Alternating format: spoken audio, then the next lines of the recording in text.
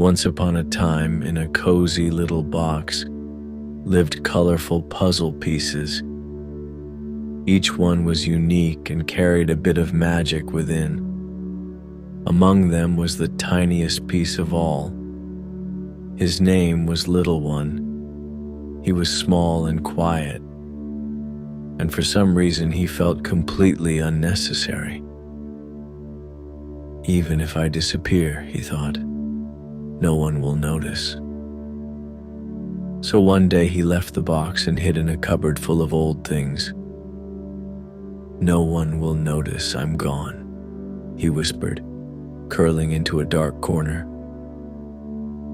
"Ahem, who's there?" came a voice. It was a pair of rubber boots.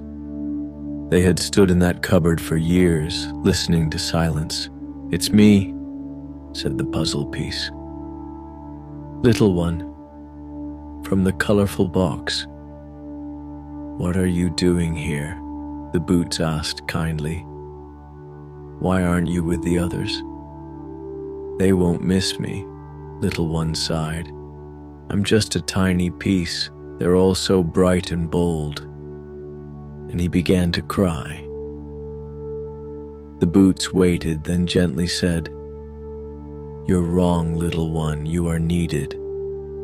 Without you, the picture will never be complete." They told him their story. They once felt forgotten too. The lady of the house wore shoes, not boots, for a long time. They stood in the cupboard, feeling useless. But then came autumn and rain. Only the boots could protect her feet from puddles. "Everything has its time," they said. "Everything has its place, even you." Just then he heard an argument. Two mittens were nearby. "I'm more important," said the right mitten. "She puts me on last." "Ha! She puts me on first," snapped the left mitten. "Hey, puzzle piece," one mitten called. "Who matters more, me or her?" Little One paused, then answered, "You both matter." The right mitten warms the right hand, the left, the left. Together you bring comfort and warmth. The mittens blinked and smiled. "I need to go," said Little One. "The other puzzle pieces are waiting." Meanwhile, the boy who got the puzzle box was searching everywhere. "Where are you, little piece?" he whispered. Just then, a soft hand picked him up. "We were missing you," the boy smiled.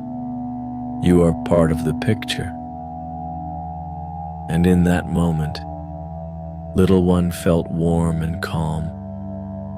He was important. He was needed. And so are you. Say it with me. I am important and needed in this world. The Adventure of Big Ear's Bunny. Positive belief. I can listen and be attentive. In a beautiful forest, there lived a little bunny named Big Ears. He was small, but very curious. Big Ears loved listening to all the sounds around him. The wind whispering through the trees, birds chirping in the distance, the soft rustle of leaves under tiny paws. His ears were so big, they seemed made for one thing only, to hear every single sound. One morning, as Big Ears set out on his usual walk through the forest, he suddenly heard something strange. It was a sound he had never heard before, soft, quiet, but somehow calling to him. The little bunny stopped. He tilted his head, twitched his ears, and listened carefully. That sound again. He decided to follow it. Just then his friend Leo the bear cub passed by. "Hey, Big Ears, what are you listening to?" Leo asked.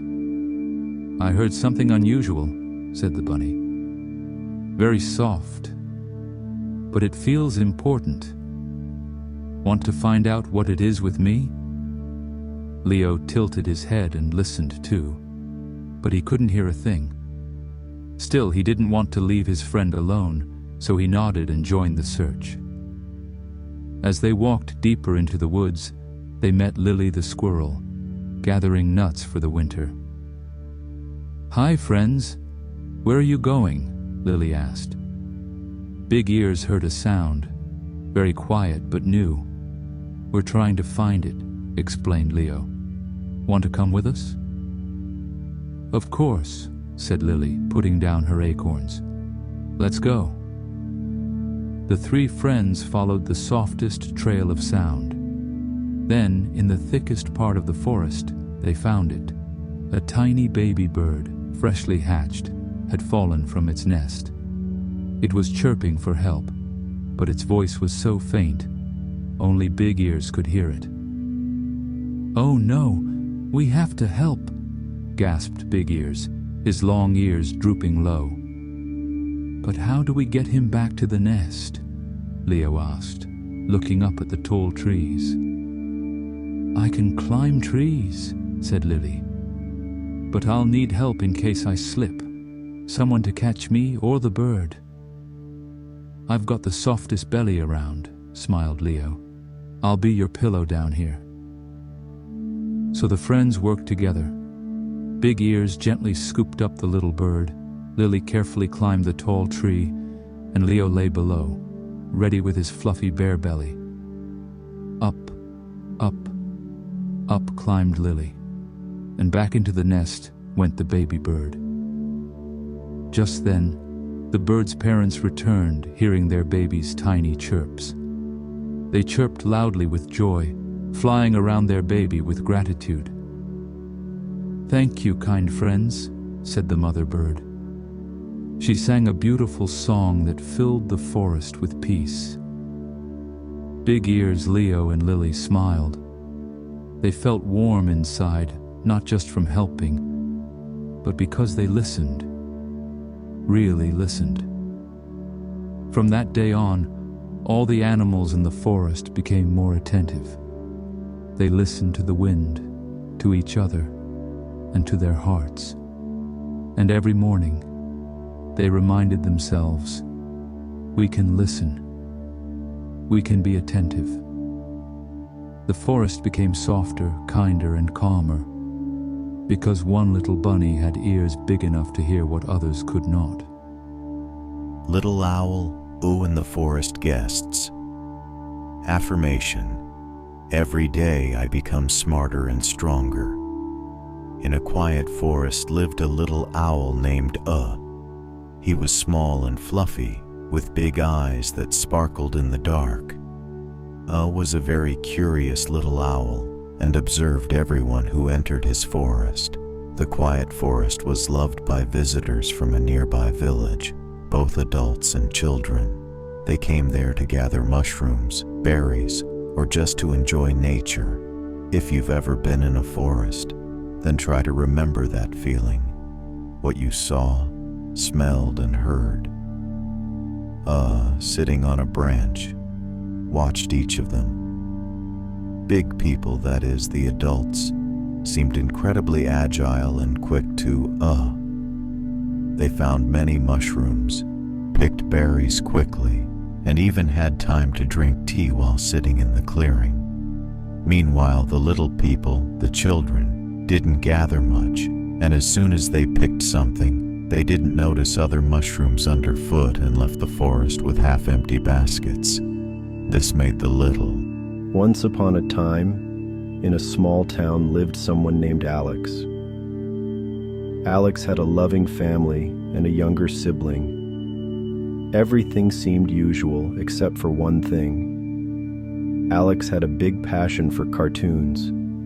Cartoons during meals, before sleep, after sleep. They were Alex's whole world. Nothing could pull their attention away. Playing outside? Boring. Park walks or games with their sibling? Not interesting. Only cartoons mattered. One day on Alex's birthday, their parents gave a very special present, a pair of sneakers with wings and lightning bolts on the sides. Magic sneakers. But even such a cool gift couldn't distract Alex for long. The sneakers were soon forgotten, and cartoons took over again. That night, like always, Alex fell asleep to the sound of cartoons, but suddenly a strange boom boom woke them up. "Who's there?" asked Alex. It was the glowing sneakers. "It's us, your magic sneakers." "Why did you wake me up?" "I want to sleep and watch cartoons," said Alex, annoyed. "We came to bring you energy and curiosity," said the shining sneakers. "But I already have cartoons," said Alex. "If you only watch cartoons, they stop bringing joy. They start to drain your energy. People are like batteries for their experiences. When they never try anything new, they feel tired and empty." Alex thought for a moment. "The world is full of fun games and amazing knowledge," said the sneakers. "Try something new. We'll help you. Tomorrow, just put us on." With hesitation, Alex agreed. In the morning, Alex reached for the tablet, but then saw the glowing sneakers. "Fine, I'll try," they said and slipped them on. A warm energy filled their body from heels to head. That day, Alex built a Lego rocket, drew with chalk, made new friends. Even their sibling joined in. By evening, Alex didn't want the tablet anymore. "I am full of energy and curiosity," they shouted. "Finally," cheered the parents. From that day on, everything changed. A long time ago, in a world where flowers sang and animals could talk, there lived the most ordinary family. A dad named James, a mom named Lily, and their bright little boy. Let's call him Leo. He was cheerful, kind, and warm like sunshine. Leo's parents were wonderful. They cared for him deeply, sang lullabies, told bedtime stories full of kindness and dreams. Every night ended with their magical kisses, kisses of love.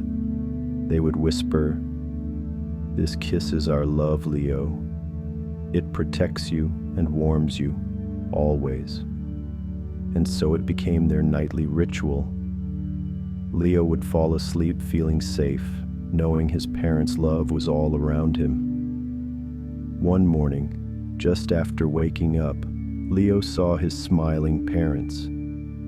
His mother gently hugged him and said, "Leo, we want to show you something." His dad brought over a large mirror. In it, Leo saw his reflection, bright eyes, glowing like a little sun, and a heart full of joy and warmth. His parents smiled and said, "Look, Leo, you are the brightest magic in our life.